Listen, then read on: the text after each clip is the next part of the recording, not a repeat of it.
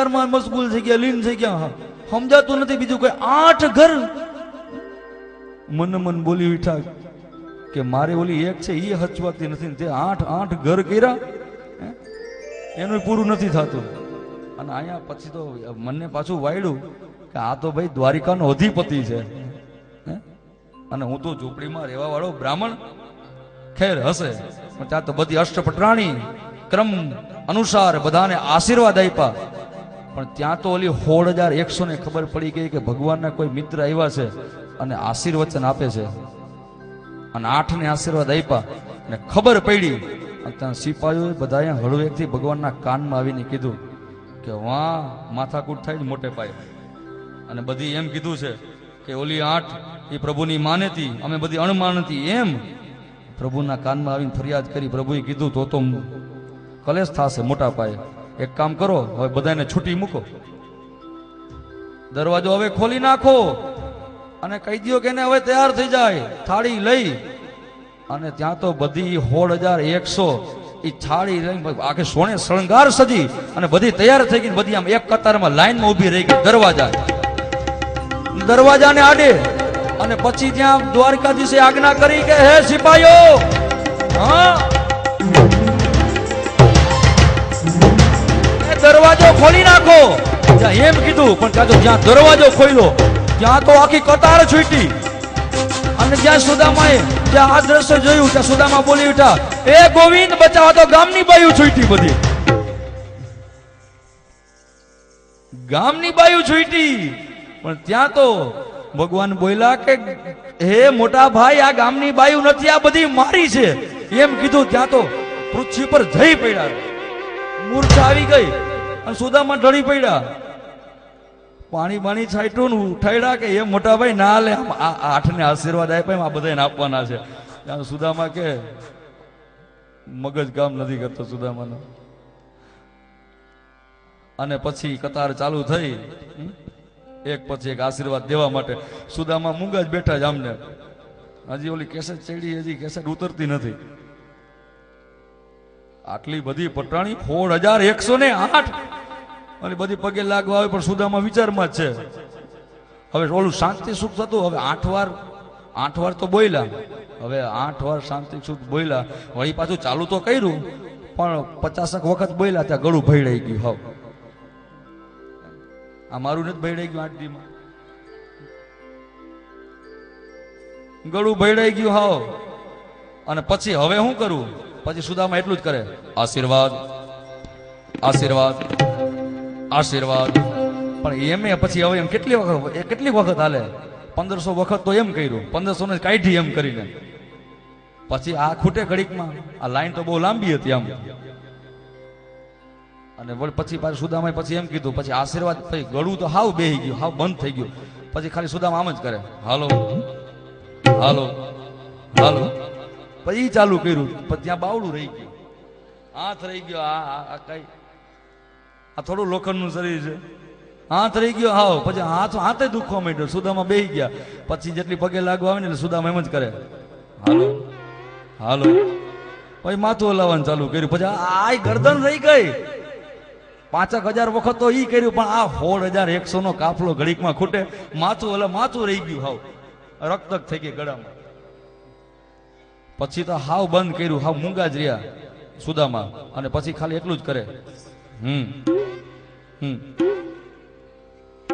માથું હલાવવાનું બંધ કર્યું. અને આમ માન બધાને આશીર્વાદ આપ્યા. અને આવી રીતે સુખદેવજી કહે છે કે હાસ્ય વિનોદ થયો છે.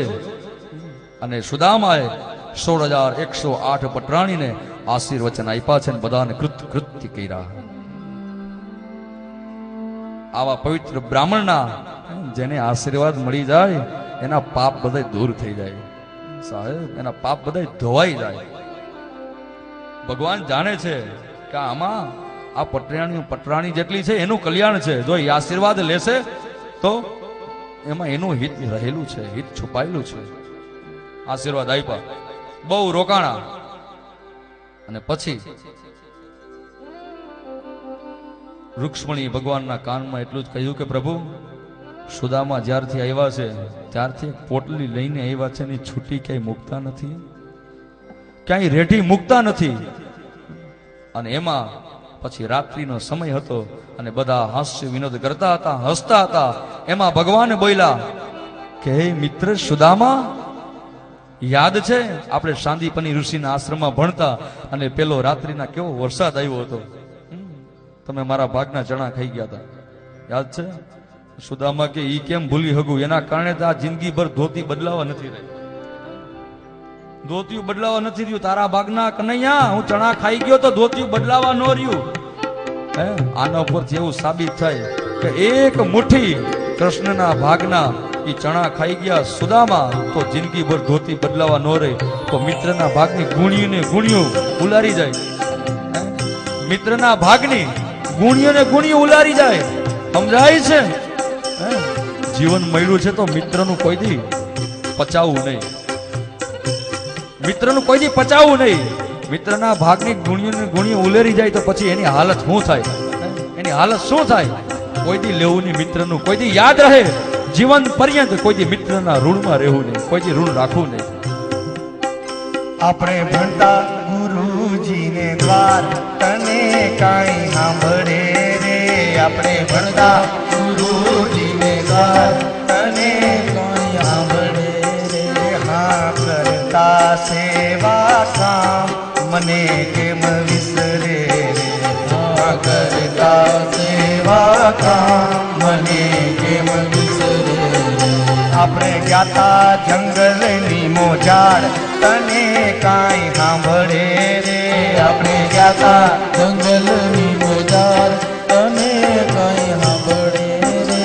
હા વર્ષો મેઘમલાર મને કેમ વિસરે રે, હા વર્ષો મેઘમલાર. સુદામા કૃષ્ણ એ યાદ કરે છે કે ભૂલાતી નથી એ સુખી જિંદગી, હે ભૂલાતી નથી એ સુખી જિંદગી, જે સુખી જિંદગી બાલપણમાં ગુજારી. અને અમે જોઈએ નાનપણની મજા તો કઈક ઓર જ હોય, કઈક નાનપણની મજા કઈક ઓર જ હોય. આપણું શાસ્ત્ર તો એમ કે છે, લોકો શું કરે છે? બાલા પણ ખેલન में खोया, આવું છે. હે જુવાની में नींद भर सोया, है अब तो बुढ़ापा है देख के रोया. બુઢાપો કોઈને ગમે છે? જીવન આ બધાની આ પરિસ્થિતિ છે. બાળપણ તો ખેલવામાં ને કૂદવામાં પસાર કરી નાખે, જુવાની તો નિંદ્રા કરવામાં એટલે કે કમાવામાં જુવાની વેડફી નાખે. અને પછી જ્યારે બુઢાપો દરવાજે આવીને ઉભો રહીએ પછી રડવું આવે, આખી જિંદગી કાંઈ ન કર્યું હોય. પણ આજે યાદ કર્યા કૃષ્ણ પરમાત્માએ પોતાનો ભૂતકાળ.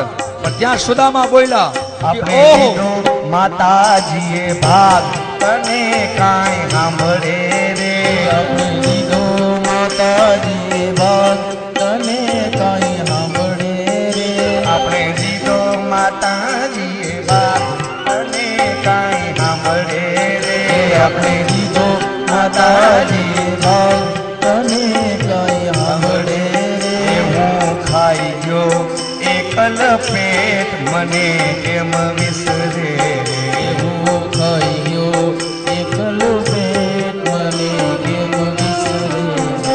યાદ કરી અને જ્યાં સુદામા એમ કહ્યું કે ઓહો હે કિશન, હે કનૈયા કેવો વરસાદ.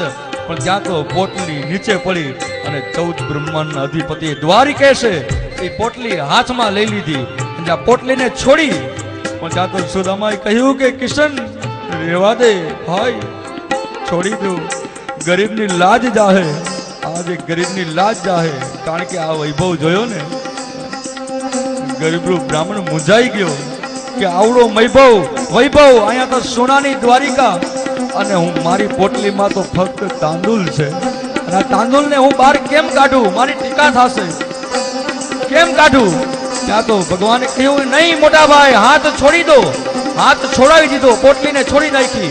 પણ જ્યાં જોયું ત્યાં તો તાંદુલ. ભગવાન બોલી ઉઠા મોટા ભાઈ, ભાભી માએ મારા માટે તાંદુલ મોકલા છે અને તમે બોલતા નથી. અને એમ કહી અને ભગવાન દ્વારિકાધીશે મુઠ્ઠી ભરી એક મુઠ્ઠી ભરી અને જ્યાં પોતાના શ્રીમુખમાં પધરાવી, એક મુઠ્ઠી પોતાના જ્યાં શ્રીમુખમાં પધરાવી, પણ ત્યાં તો 14 બ્રહ્માંડ, એક નહીં પૃથ્વી નહીં પણ 14 બ્રહ્માંડ ને બધાને તૃપ્ત કરી દીધા. કોઈ જીવ, જેટલા જીવ હતા 14 બ્રહ્માંડમાં, એ કોઈ જમ્યું નહીં, બધાના પેટ ભરાઈ ગયા. અને એનું જે પુણ્ય હતું એ બધું પુણ્ય દ્વારિકાધીશે સુદામાના ખાતે ચડાવી દીધું. પુણ્યશાળી બનાવી દીધો એક મુઠ્ઠીમાં. અને જ્યાં બીજી મુઠ્ઠી પ્રભુએ જ્યાં ભરી અને બીજી મુઠ્ઠી ભરી અને પોતાના શ્રીમુખમાં પધરાવી,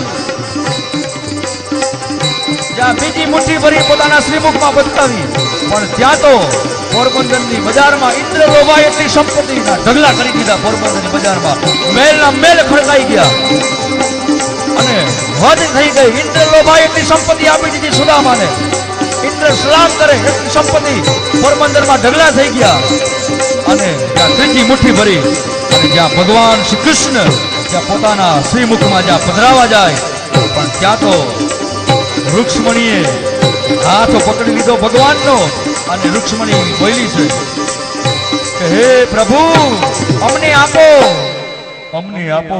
કારણ કે રૂક્ષ્મણીને ખબર પડી ગઈ કે આ ત્રીજી મુઠ્ઠી કોઈ સામાન્ય નથી, પણ હવે આ ત્રીજી મુઠ્ઠી આખી દ્વારિકા અને આ 16,108 પટરાણી બધી સુદામાની કામવાળી તરીકે આ એની મુઠ્ઠી હતી.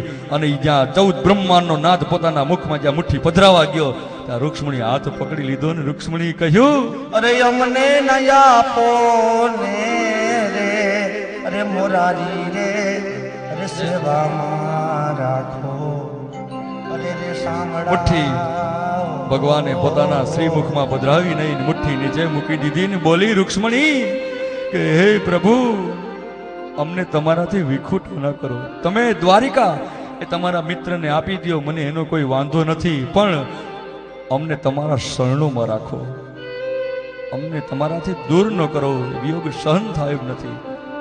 મુઠ્ઠી નીચે મૂકી દીધી, પણ ત્યાં તો 2 મુઠ્ઠીમાં તો સુદામાને ધનવાન બનાવી દીધો. 2 રીતે ધનવાન બનાવ્યો, અંદરથી અને બહારથી પણ.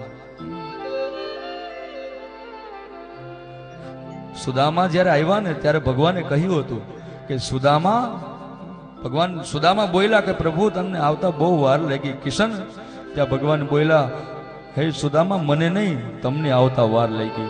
એ ઓમ સમજાવે છે, તું વેલો આવી ગયો હોત ને તો સુદામા એ જીવ છે અને કૃષ્ણ એ બ્રહ્મ છે, તો આ જીવ અને બ્રહ્મનું ક્યારનું મિલન થઈ જાય અને વાર ન લાગે. અને આ દારિદ્ર એ સુદામા એ ક્યારનું દૂર થઈ જાય. તો વેલો આવી ગયો તો એમ સમજાવે છે, તમને મોડું થયું મોટા ભાઈ આવવામાં. સુદામાને પુણ્યશાળી બનાવ્યા છે પ્રભુએ. અંતે હવે ઘણો સમય દ્વારિકામાં રોકાણા અને સુદામાએ જવાની તૈયારી બતાવી કે હે દ્વારિકેશ, હે મિત્ર, મને હવે પોરબંદરની યાદ આવે છે, સુશીલા બાળકોની યાદ આવે છે, હવે મને આજ્ઞા કરો, મને રજા આપો. પણ ત્યાં પ્રભુએ કહ્યું કે હે સુદામા હું તમને રજા તો જરૂર આપીશ, પણ અત્યારે મોટા ભાઈ રાત થઈ ગઈ છે, રાત્રિ થઈ ચૂકી છે અને રસ્તામાં અંધારું હશે, માટે તમારો દુબળો દેહ છે, ક્યાંક એવી અઘટિત ઘટના બને, માટે હે મોટા ભાઈ હવે તમે રાત અહીંયા રોકાઈ જાઓ, સવારે 9:30 વાગે જાજો. એટલે ભગવાન હવે સુદામાને સવારે 9:30 વાગે વળાવશે. બીજી એક સૂચના કે આવતીકાલે કથાની પૂર્ણાહુતિ છે. હવે કાલે એક જ સત્રની કથા રહી છે, બપોર પછી તો ફક્ત અડધી કલાકની કે પોણી કલાકની કથા છે. બપોર પછી 3 થી 4 કથાનો સમય છે, સવારે 9:30 થી 12:30 અને આવતીકાલે બપોરે 3 વાગે કથાની શરૂઆત થશે અને 4 વાગે કથાની પૂર્ણાહુતિ થઈ જશે. આ નકુમ પરિવારે જે ટ્રેન ઉપાડી 18 તારીખે, રામભાઈ, હસુભાઈ, અશ્વિનભાઈ ત્રણેય ભાઈઓએ મળીને સંપીને, અને હું તો દ્વારકાધીશના ચરણોમાં બસ એ જ વિનંતી કરું કે દ્વારકાધીશ આવો નાવો સંપ એ બનાવી રાખે. ત્રણેય ભાઈઓનો હું મારા હૃદયથી કહું છું, અને હું હકીકતે બહુ પ્રસન્ન થયો છું. હું મારા હૃદયથી કહું છું કે કુટુંબમાં ક્યારે પણ ક્લેશ થાય નહીં, અને દ્વારકાધીશ એ ત્રણેય ભાઈઓ પણ પોતાની કૃપા દ્રષ્ટિ બનાવી રાખે, અને ચાર હાથ રાખે, અને જીવનમાં કોઈ તકલીફ ના આવે, અને તકલીફ આવે એ પેલા દ્વારિકાનો નાથ એ તકલીફને દૂર કરી દે.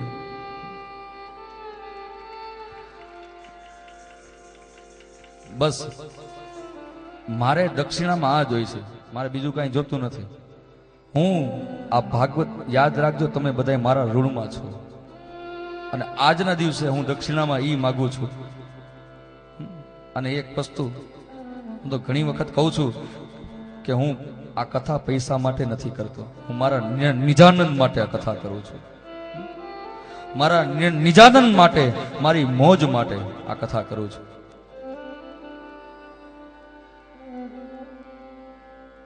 તો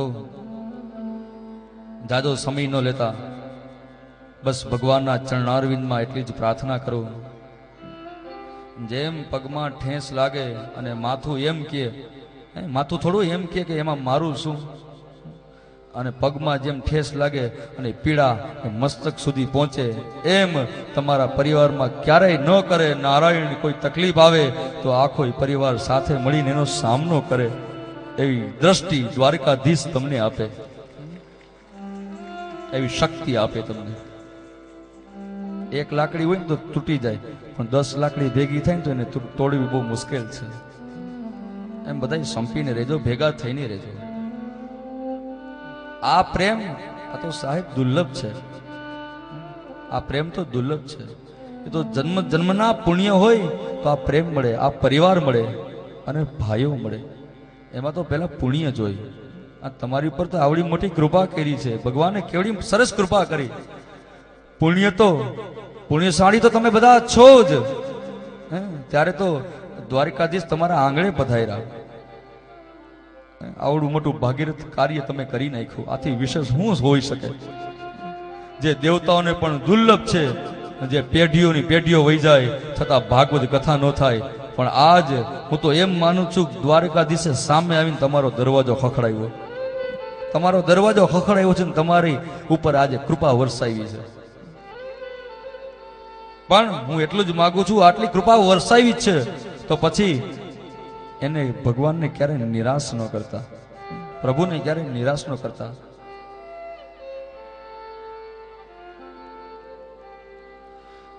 તો અત્યારની કથાને અહીં વિરામ. આવતીકાલે બરાબર 4 વાગે કથાની પૂર્ણાવતિ છે. આ ટ્રેન ઉપાડી નકુમ પરિવારે 18 તારીખે હવે તો ખંભાળિયાના ઝાડવા દેખાવા માંડ્યા.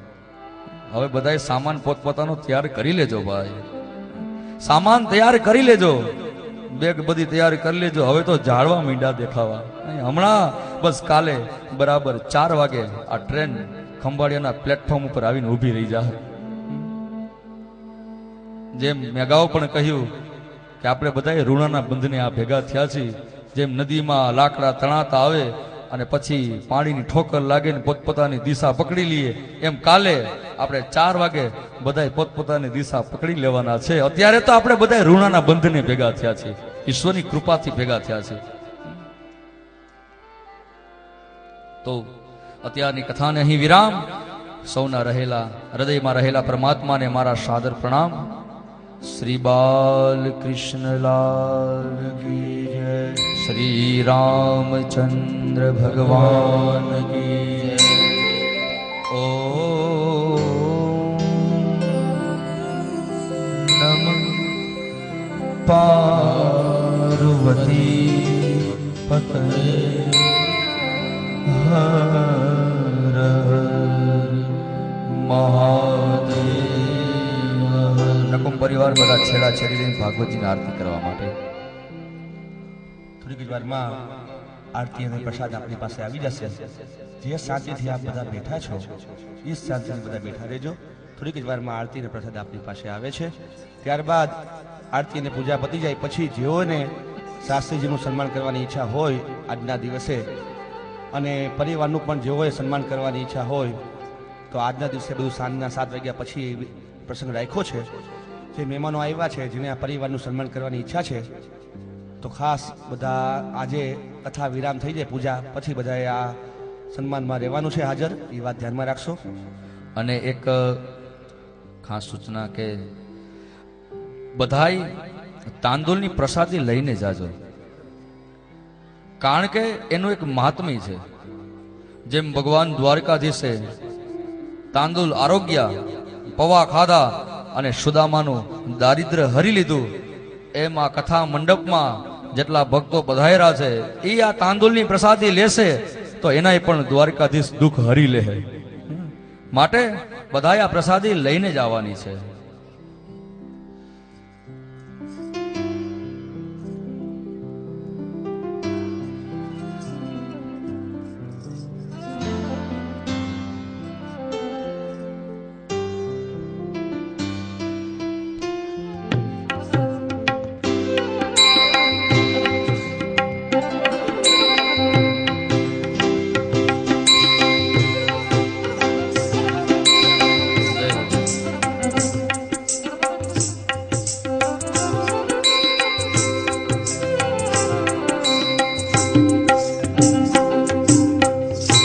આનંદ મંગલ ચાલો કરું યારે સ્પર્શ કરાવો.